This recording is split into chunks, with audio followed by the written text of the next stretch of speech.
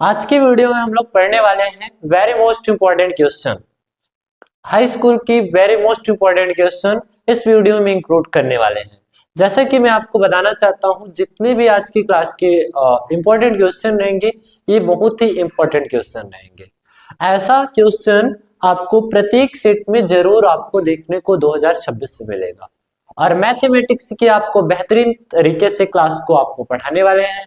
आइए सबसे पहले हम लोग क्वेश्चन को डिस्कस करते हैं और आपको बताते हैं। ध्यान दीजिए, सबसे पहला इसमें प्रश्न दिया गया है, यदि दो संख्याओं का अंतर 26 है, मतलब दो संख्या का अंतर कितना है, 26 है, और तथा एक संख्या दूसरी संख्या की 3 गुनी है। एक संख्या किसकी, दूसरी संख्या की 3 गुनी है, तो संख्याओं को ज्ञात कीजिए, मतलब वो संख्या बतानी है। तो सबसे पहले हम लोग मान लेते हैं, माना पहली संख्या x है और दूसरी संख्या कितनी है, y है। तो आप लोग लिख लो, कैसे लिखेंगे, ये पेपर में आपके 100% प्रश्न आने वाले हैं। इसके बेस के फॉर्मेट में प्रश्न पूछे जाएंगे। आइए ध्यान देते हैं। सबसे पहले हम लोग मान लेते हैं, माना पहली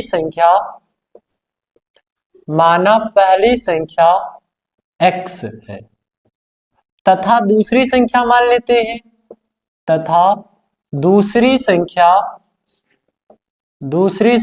y है।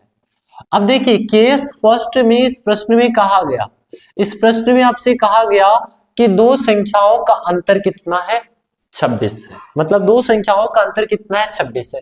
अतः हम प्रश्न के अनुसार चलेंगे, मतलब केस फर्स्ट में दो संख्याओं का अंतर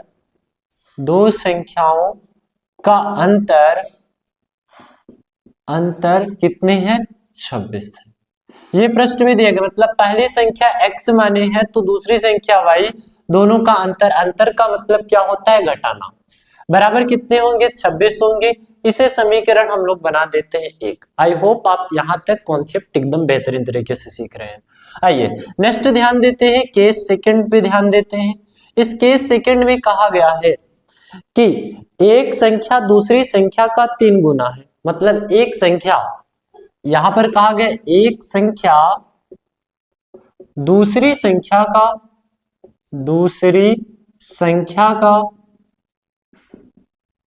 3 गुना है। ये प्रश्न में आपके दिए गए हैं, ये केस सेकंड है, मतलब पहली संख्या अगर x है तो दूसरी संख्या का कितना गुना होगा, 3 गुना होगा। इसे समीकरण हम लोग क्या बना देते हैं, 2। देखिए, जितने भी प्रश्न पूछे जा रहे हैं ये बहुत ही सरल कॉन्सेप्ट पे बस हैं। आपसे कहा गया पहले केस में दो संख्याओं का अंतर 26 है, तो हम लोगों ने x minus y equal to कितना लिख दिया, 26। और आपसे कहा गया एक संख्या दूसरी संख्या का 3 गुना है, तो x इक्वल टू 3y। तो ये आपका हो गया। अब हम लोग एक प्रतिस्थापन विधि से सॉल्व करते हैं और आपको बताते हैं। देखिए, जो x की वैल्यू प्राप्त है समीकरण 1 में रख देते हैं। ऐसे लिखेंगे, x का मान समीकरण 1 में रखने पर, अब जब समीकरण 1 में वैल्यू पुटअप करेंगे तो वैल्यू कितना आएगी, यहाँ पर x minus y equal to कितना है, 26 है। यहाँ पर x के स्थान पे 3y रखेंगे, माइनस वाई बराबर कितना, 26। इधर कितने हैं वैल्यू, 26 है। ये आपका क्या है, 26। अब आप ध्यान दीजिए, इन दोनों को घटाएंगे तो y बराबर कितना आएगा, 26 आएगा, तो y बराबर कितना आएगा, 13 आएगा। ये आपका क्या आ गया, पहला आंसर। पहला आंसर कितना है, 13 आया, मतलब दूसरी संख्या कितनी है, 13 है। यहाँ पर y की वैल्यू है, दूसरी संख्या हम लोगों को पता चल गई कितना है, 13 है। अब आइए नेक्स्ट, वो x का मान चाहे समीकरण 1 में 2 में, मतलब y का वैल्यू चाहे जिसमें रख देना, चलो समीकरण 2 में रख देते हैं। लिखते हैं y का मान समीकरण 2 में रखने पर जब इसमें वैल्यू पुटअप करेंगे तो आंसर कितना आएगा, x equal to 3y, y के स्थान पे हम लोग रखेंगे 13, मतलब 3 गुणे 13, तो x की वैल्यू कितना आएगा, 39 आएगा। ये आपका क्या है, फाइनल आंसर है। मतलब हमें पता चल गया कि पहला संख्या जो था x था और दूसरी संख्या कितनी थी, y थी। y की वैल्यू कितना, 13। पहली संख्या कितना, 39, दूसरी संख्या कितना, 13। जब दोनों को घटाएंगे तो आंसर आएगा 26, और जब इसमें 3 गुना करेंगे, y का 3 गुना करेंगे तो आएगा 39। ये आपके क्या है, कॉन्सेप्ट है। आइए नेक्स्ट प्रश्न को देखते हैं और एकदम बेहतरीन तरीके से सीखते हैं। सभी प्रश्नों को आपको बेहतरीन तरीके से लगाने हैं और इसी फॉर्मेट में पेपर में आपके क्वेश्चन बनेंगे।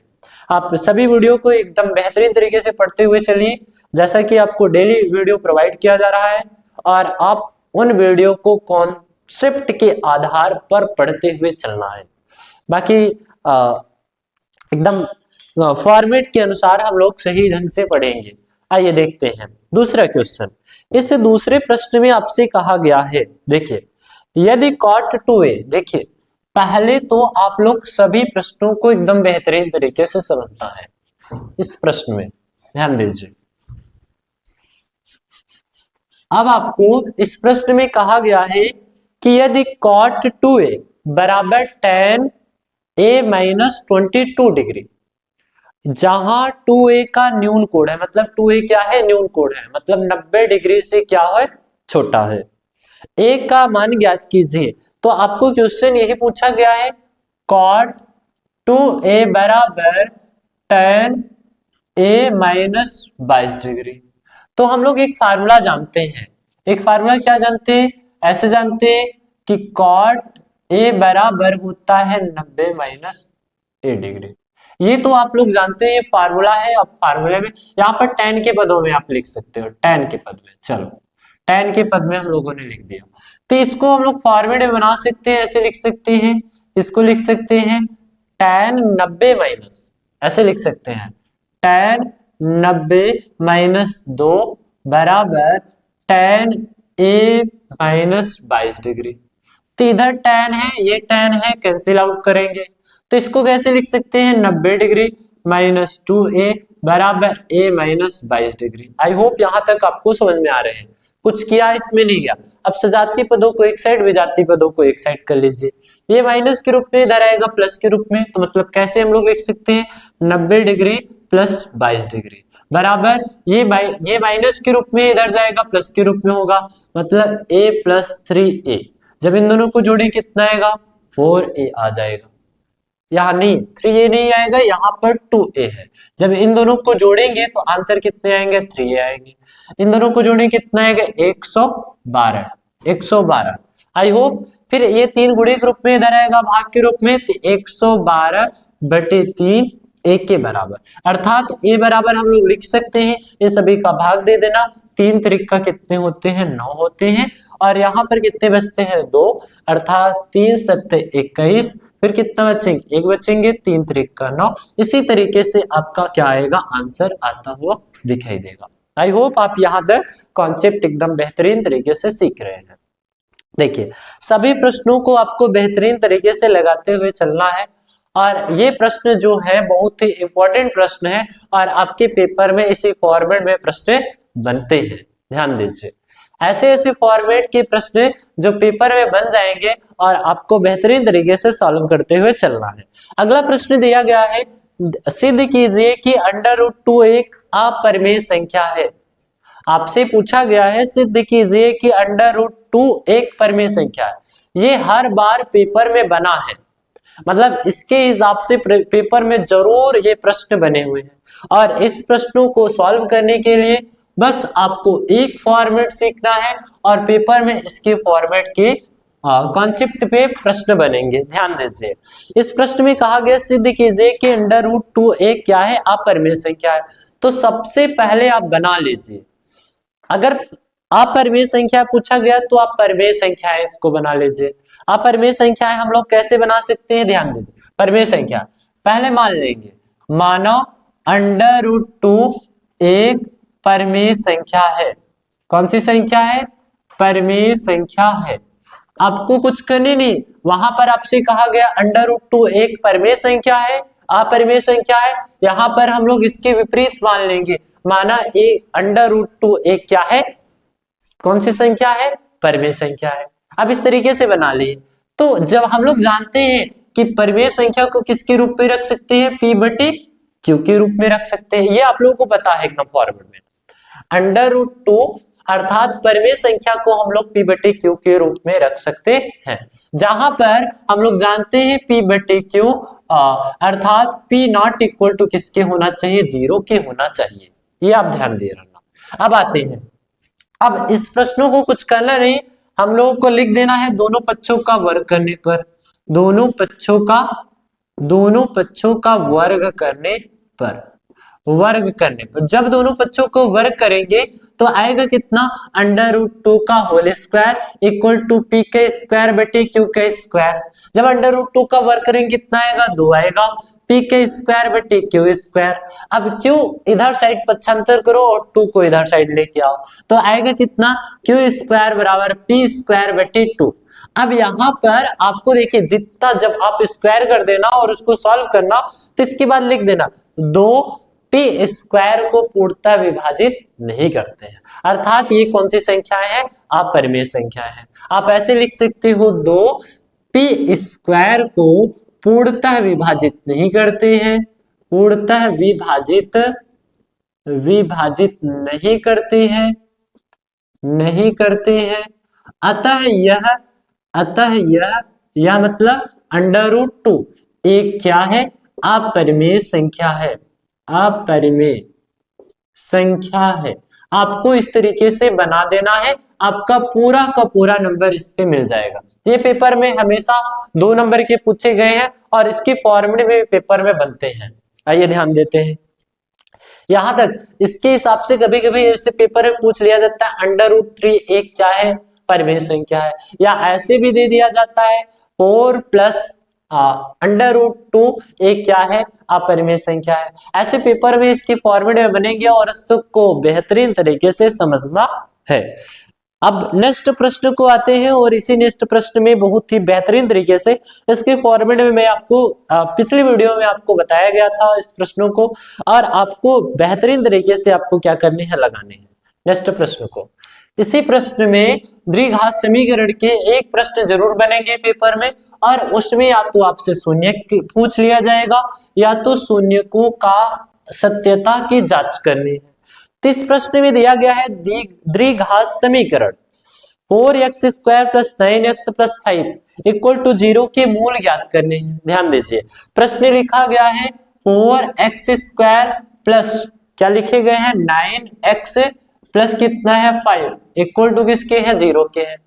अब आपसे इस प्रश्न को कहा गया कि इस प्रश्न में कुछ करना नहीं है, आपको मूल को ज्ञात करना है, मतलब शून्य की वैल्यू ज्ञात करना है, अर्थात अल्फा और बीटा की वैल्यू ज्ञात करने हैं। तो गुणनखंड हम लोग करते हैं, सीधा सीधा आप इसका गुणा इसमें कर देना और 4 का गुणा 5 में करेंगे तो आएगा 20।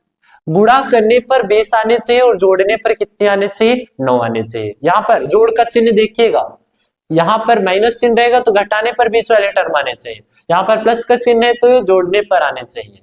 तो इसको हम लोग कैसे लिख सकते हैं, 4x² प्लस 5 चौक कैसे गुणा कर सकते हैं, 4 × 5 बराबर आएगा 20।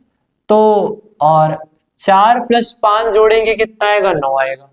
देखिए अब इसी को फॉर्मेट लिखेंगे 4x + 5x प्लस कितना आएगा 5।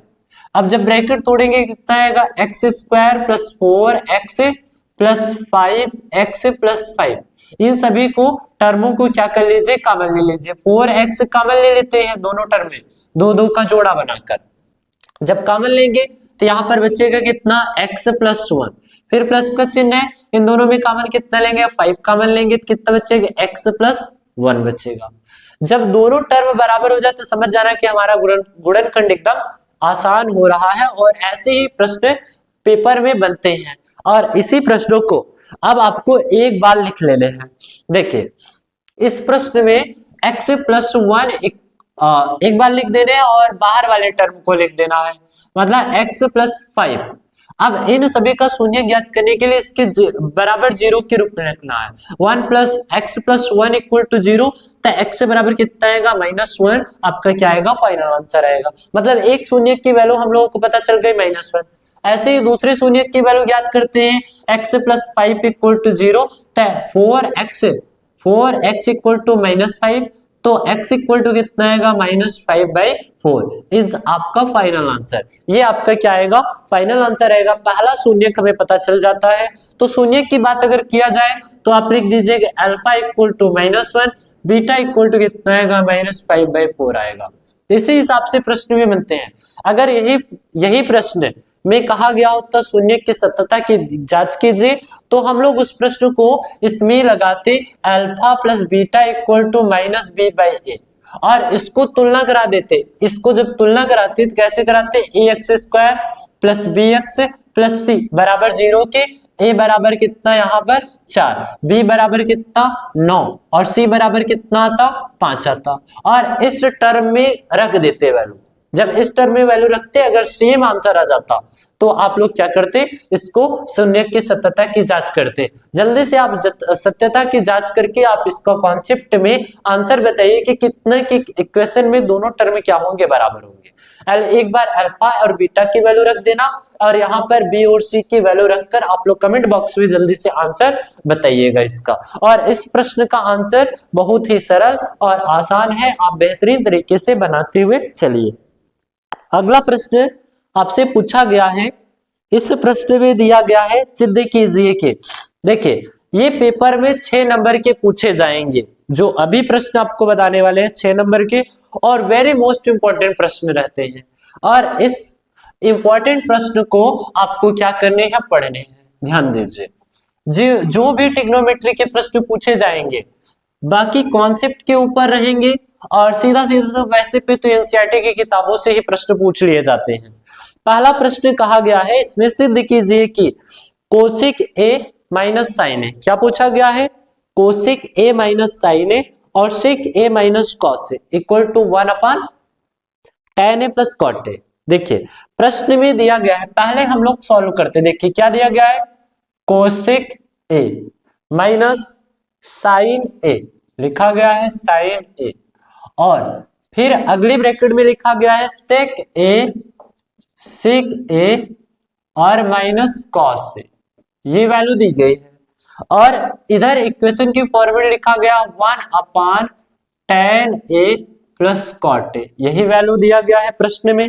अब आपको कुछ करने नहीं, पहले एलएचएस सॉल्व करने, फिर उसके बाद आरएचएस को सॉल्व करते हुए चलना है। ध्यान दीजिए, इसको कुछ करना नहीं, कॉस को कोसेक को, इधर हम जितना भी फार्मूला अप्लाई कर रहे हैं तो यहाँ पर फार्मूला हम लोग लिखते हुए चल रहे हैं।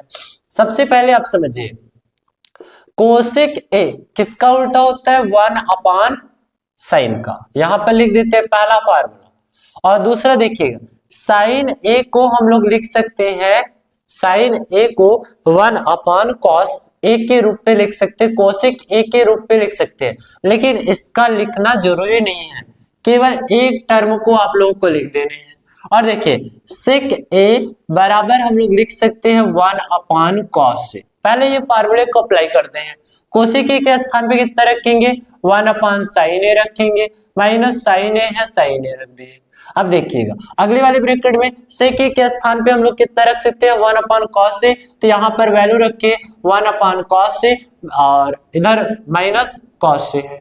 अब इन दोनों को सॉल्व करो, इसका गुणा इसमें करें कितना आएगा, 1 माइनस साइन स्क्वायर ए बटे कितने हैं, साइन ए, यहां तक लिख दिए आपका आंसर। फिर इधर देखिए ब्रैकेट का मतलब होता है गुणा, गुणा कर दिए, और इसका गुणा इसमें कितना है, 1 माइनस कॉस स्क्वायर ए बटे कितना, कॉस ए। आई होप यहां तक आपको एकदम वीडियो बेहतरीन तरीके से समझ में आ रहे होंगे। देखिए एक फार्मूला हम लोग जानते हैं, कौन सा formula, sign square theta plus cos square theta बराबर कितने होते हैं, 1 होते हैं। इसे इक्वेशन को फॉर्मेट के रूप में हम लोग सर्वसमीका के रूप में लिख सकते हैं, sine square theta equal to 1 minus cos square theta, और क्या लिख सकते हैं, cos square theta equal to 1 minus sine square theta. अब देखिएगा जहां पर 1 माइनस कॉस स्क्वायर थीटा है वहां पर हम लोग क्या लिख सकते हैं, कॉस स्क्वायर थीटा, किसके अनुसार, सर्वसमीका के अनुसार। किसके अनुसार, सर्वसमीका। इसके जैसा मैं आपको एकदम बेहतरीन तरीके से फार्मूले की क्लास को एकदम बेहतरीन तरीके से पढ़ा चुके हैं। अगर आपको इस वीडियो देखना है तो आपको इस डिस्क्रिप्शन बॉक्स में उस वीडियो का लिंक आपको मिल जाएगा। आप बेहतरीन तरीके से सभी फार्मूले को बेहतरीन तरीके से पढ़ते हुए कॉन्सेप्ट पे आना है। देखिएगा, और इसके अपान में कितने हैं, साइन ए है, साइन ए रख दी, फिर गुणे का चिन्ह है। यहाँ पर देखिए 1 माइनस कॉस स्क्वायर ए के स्थान पे कितना लिख सकते हैं, 1 साइन स्क्वायर है, तो हम लोगों ने लिख दिया साइन स्क्वायर ए बटे कितने हैं, कॉस ए है, कॉस ए लिख दो।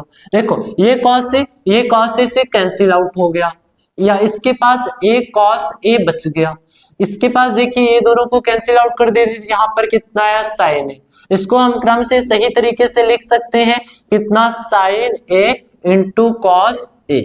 यहां तक अभी हम लोगों को प्राप्त हो गया LHS, LHS प्राप्त हो गया। LHS कितना प्राप्त हुआ, sign A into cos A. अब आइए नेक्स्ट प्रश्न पे। अब देखिए इसी प्रश्न में दिया गया है भैया इसके बराबर ज्ञात करना है, अभी तो इसके बराबर ज्ञात नहीं हुआ, सिद्ध करने के लिए प्रश्न में पूछा गया, तो हम लोग क्या सॉल्व करते हैं, RHS। आप बढ़िया से दोनों को फॉर्मेट के रूप में पहले LHS बनाएगा फिर उसके बाद RHS बनाएगा। मैं डायरेक्ट ही बना दे रहा हूं। इसको हम लोग कैसे लिख सकते हैं, A1 अपान tan थीटा। फार्मूला देखिए, फार्मूला क्या है, फार्मूला यही है साइन स्क्वायर थीटा बटे कॉस स्क्वायर थीटा बराबर होते हैं tan थीटा। ये पहला फार्मूला है। और देखिए कॉट थीटा बराबर होते हैं, कॉट किसका उल्टा होता है, साइन का, और tan का उल्टा होता है कॉस थीटा बटे कितना लिख सकते हैं, साइन थीटा। तो वैल्यू इसमें आते हैं, क्या लिखेंगे, साइन थीटा बटे कॉस थीटा, और यहाँ पर प्लस का चिन्ह लगाएंगे। कॉट थीटा को कैसे लिख सकते हैं, यहाँ पर थीटा के इक्वेशन में एंगल दिया गया, एंगल की वैल्यू यहाँ पर ए दिया गया, हम लोगों ने ए रख दिया। फिर उसके बाद कॉट थीटा के स्थान पे वैल्यू क्या रख सकते हैं, कॉस ए बटे साइन ए। आई होप यहां तक आपको बेहतरीन तरीके से समझ में आ रहे हैं। नेक्स्ट देखिए, जब एक बटे है पूरा लगा दीजिए, दोनों का एलसीएम लेके कितना आएगा, कॉस ए इंटू साइन ए। अब ध्यान दीजिए, अब ऊपर वाले इक्वेशन को जब सॉल्व करेंगे तो इसका गुणा इसमें करेंगे, कितना आएगा, साइन स्क्वायर ए प्लस कॉस स्क्वायर ए। अभी हम लोगों ने फार्मूला देखा, sign square theta plus cos square theta बराबर कितना होते हैं, एक होते हैं, तो 1 अपान कॉस ए इंटू साइन ए। आप जानते हैं कि ऊपर वाले में गुणा होगा तो कितना आएगा, कॉस ए इंटू साइन ए। ये प्राप्त हो गया क्या, RHS, RHS प्राप्त हो गया, अर्थात LHS इक्वल टू RHS। दोनों टर्म क्या हो गए, बराबर हो गए। जब दोनों टर्म बराबर हो गए तो ये आपका क्या हो गया, प्रूव दैट हो गया, hence proved it, hence proved it. ये आपका क्या आ गया, फाइनल आंसर प्राप्त हो गया। आई होप आप यहां तक एकदम बेहतरीन तरीके से सीख रहे हैं। देखिए नेक्स्ट प्रश्न को हम लोग देखते हैं और एकदम फॉर्मेट की तरीके से इस प्रश्नों को पढ़ते हैं। देखिए इस प्रश्नों को आपको बेहतरीन तरीके से एक बार समझते हैं। कुछ इस प्रश्न में कहा नहीं गया, कोसेक थीटा के स्थान पे अर्थात कोसेक के स्थान पे 1 अपान साइन ए रख दिए, और यहाँ पर सेक के स्थान पे 1 अपान कॉस ए रख दिए। जब इक्वेशन को सॉल्व करें तो 1 माइनस साइन स्क्वायर ए बटे ए, 1 माइनस कॉस स्क्वायर ए बटे ए। इसके स्थान पे हम लोगों ने वैल्यू पुटअप कर दिया कॉस स्क्वायर ए। सर्व समीकरण के अनुसार साइन स्क्वायर थीटा बराबर होते हैं 1 minus cos square theta, cos square theta बराबर 1 माइनस साइन स्क्वायर थीटा होते हैं। जब इन सभी को सॉल्व किए तो आया sign A into cos A. यहाँ पर इक्वेशन में tan थीटा बराबर हम लोग लिख सकते हैं साइन ए बटे कॉस ए, फार्मूला है। और देखिए कॉट ए के स्थान पे कॉस ए अपॉन साइन ए। तो यहाँ पर जब सॉल्व किए sign square theta plus cos square theta बराबर एक वैल्यू रखे, ऊपर गुणा हुआ तो कितना है, cos A into sine A. It's final answer. ये आपके कौन से आंसर हुए, बेहतरीन आंसर हो गए। नेक्स्ट देखिए, नेक्स्ट प्रश्न को एकदम बेहतरीन तरीके से समझते हुए चलना है। देखिए इस प्रश्न में आपको दिया गया है कि 15 सेंटीमीटर त्रिज्या वाले एक वृत्तखंड, कहा गया है 15 सेंटीमीटर त्रिज्या वाले एक वृत्त कोई जीवा केंद्र पर 60 डिग्री का कोण अंतरित करती है। कोई जीवा केंद्र पर कितने डिग्री का कोण अंतरित करती है, 60 डिग्री का। और संगत लघु वृत्त खंड का क्षेत्रफल ज्ञात कीजिए। क्या ज्ञात करना है, संगत लघु वृत्त खंड का क्षेत्रफल ज्ञात करना। ध्यान दीजिए इस प्रश्न को देखिएगा, और इसके जैसा पेपर में प्रश्न बनते हैं। बाकी तो कॉन्सेप्ट के आधार पर ही पिछली वीडियो में आपको 100% वाले क्वेश्चन बताए थे, और वो पेपर में सेम टू द रिलीट 30 नंबर के आपके पेपर में बनेंगे, और आपको वही प्रश्न को पढ़ते हुए चलना है। ध्यान दीजिए इस प्रश्न में दिया गया है 15 सेंटीमीटर त्रिज्या वाला एक वृत्त कोई जीवा के केंद्र पर 60 डिग्री पर एक वृत्त बना लीजिए। क्या बनाए? वृत्त बनाए। और कहा गया एक जीवा है, चलो जीवा बना देते हैं। केंद्र से जीवा तक कितनी डिग्री का, कितनी है? 15 सेंटीमीटर त्रिज्या है। इस बिंदु का नाम O बना देते हैं। बन गया। और आपसे पूछा गया कि यही भाग वृत्त का संगत लघु वृत्तखंड का क्षेत्रफल ज्ञात करने हैं। संगत लघु वृत्तखंड का क्षेत्रफल ज्ञात करने हैं। इस प्रश्न को लगाने से पहले देखिए R की वैल्यू दिया गया है, अर्थात त्रिज्या कितनी है? त्रिज्या दी गई है R बराबर 15 सेंटीमीटर। थीटा कितने डिग्री का, यहाँ पर एंगल कितने डिग्री का कोण बना रहा है? 60 डिग्री का कोण बना रहा है। तो थीटा बराबर कितना डिग्री दे दिया गया है? 60 डिग्री। तो हम लोग एक फार्मूला जानते हैं, पहले त्रिज्यखंड का क्षेत्रफल निकाल लेते हैं ना, वृत्त के त्रिज्यखंड का क्षेत्रफल। अर्थात हम लोग निकाल देते हैं त्रिज्यखंड का क्षेत्रफल। क्या निकालेंगे? त्रिज्यखंड का क्षेत्रफल। ध्यान दीजिए, जब त्रिज्यखंड का क्षेत्रफल निकालेंगे तो फार्मूला एक होता है थीटा बटे 360 गुणे पाई आर स्क्वायर। और इसमें वैल्यू को क्या करते हैं? पुटअप करते हैं। जब इसमें वैल्यू को पुटअप करेंगे तो थीटा की वैल्यू कितना आएगी? 60 और बटे 360 गुणे पाई की वैल्यू 3.14। जो प्रश्न में आपको दिया गया है पाई की वैल्यू कितना है? 3.14। और आर की वैल्यू पुटअप कर दो 15 का वर्ग, 15 गुणे 15। जब इन सभी को सॉल्व करेंगे कितना आएगा? 1/6 गुणे 3.14, इसका गुणा इसमें करेंगे आएगा 225। जब इन सभी का मल्टीप्लाई करेंगे, जब मल्टीप्लाई करेंगे तो आंसर पूरा एग्जैक्टली मल्टीप्लाई करने के बाद 6 का डिवाइड करेंगे तो आंसर आएगा 177.75 सेंटीमीटर स्क्वायर। ये आपका क्या आया? अभी त्रिज्यखंड का पूरा त्रिज्यखंड का क्षेत्रफल प्राप्त हो गया। अब हम लोग याद करते हैं, अगर समबाहु त्रिज्य ये दिए गए हैं समबाहु त्रिज्य का क्षेत्रफल। जब समबाहु त्रिज्य का क्षेत्रफल हम लोग ज्ञात करेंगे, समबाहु त्रिज्य खंड का क्षेत्रफल ज्ञात करेंगे तो वहां पर ये समबाहु है, मतलब इसकी भुजाएं क्या है? सभी समान है। जब सभी भुजाएं समान है तो इसका एक फार्मूला बैठता है √3/4 इंटू आर स्क्वायर। देखिए संगत त्रिज्य त्रिभुज का क्या है? संगत त्रिभुज का क्षेत्रफल। फार्मूला बैठेगा कितना? √3/4 इंटू आर स्क्वायर। √3 की वैल्यू इस प्रश्न में ही दिया गया है, कितना है? 1.73/4 और r का वर्ग मतलब 15 का वर्ग। जब 15 का वर्ग करेंगे कितना आएगा? 1.73 गुणे इसका वर्ग करेंगे तो 225 बटे कितना 4। तो पूरा सॉल्व करेंगे तो आंसर कितना आएगा? आंसर आएगा 389।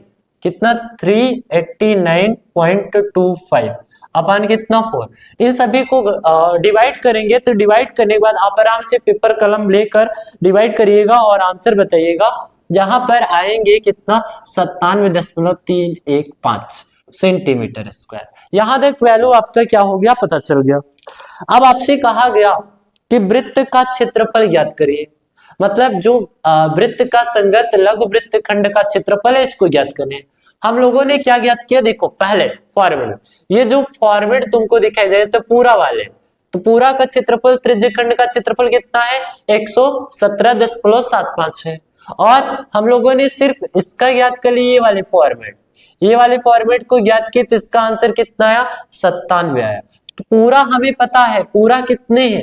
पूरा 117.75 है। और ये वाले वैल्यू, ये अंदर वाले वैल्यू दिए गए हैं कितना? 97.315 सेंटीमीटर स्क्वायर। तो ये वाले आपसे पूछे गए हैं, अर्थात वृत्तखंड का क्षेत्रफल पूछे गए हैं। तो आप लोगों को क्या करना है? घटा देना है, वृत्तखंड का क्षेत्रफल घटा देना है। इसमें से वृत्तखंड का क्षेत्रफल, अर्थात यहाँ पर लिख दे रहे हैं वृत्तखंड का क्षेत्रफल याद करें 117.75 माइनस 97.315। जब इन सभी को घटाएंगे तो कितना है? 20.43 सेंटीमीटर स्क्वायर। ये आपका क्या आएगा? फाइनल आंसर आएगा। आई होप आप यहाँ तक एकदम वीडियो को क्लियर तरीके से समझ गए हैं और ऐसे ही फॉर्मेट में आपको पेपर में क्वेश्चन बनेंगे और उन